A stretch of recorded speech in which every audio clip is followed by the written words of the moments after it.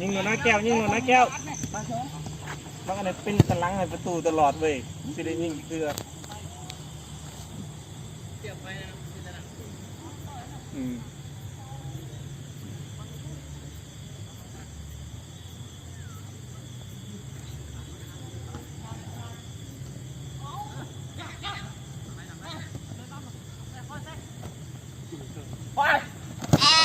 อุ้ย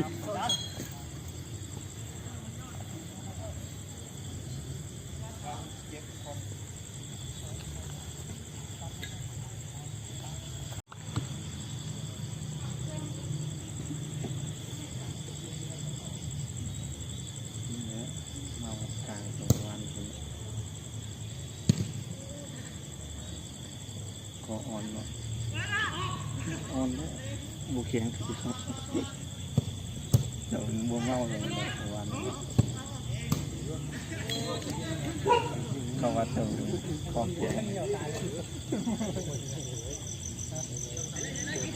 ทำอีกตอนเลย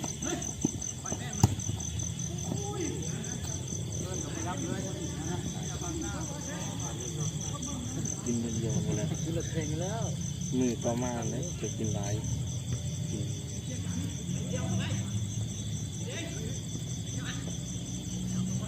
เขาก็จะเบิ่งเขาจะกินตรงไหน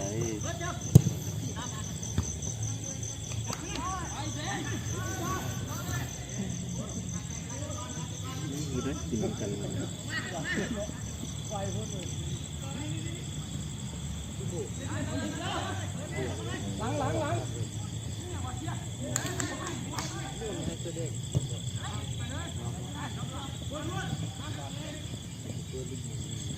คนตัวคนร้ายสุดเลยคนร้ายสุดเลย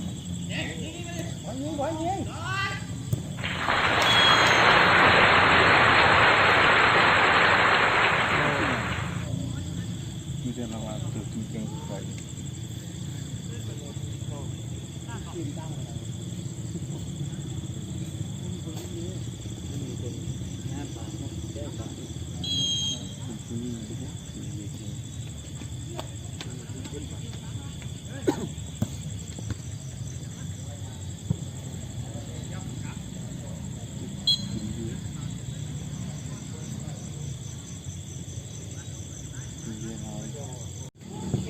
กินบัวส่วนแล้วที่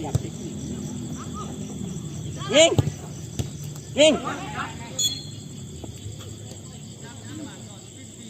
เนี่ยเนาะบ้านจิ้มแล้วเพราะว่าที่เป็นรถส่วนเขา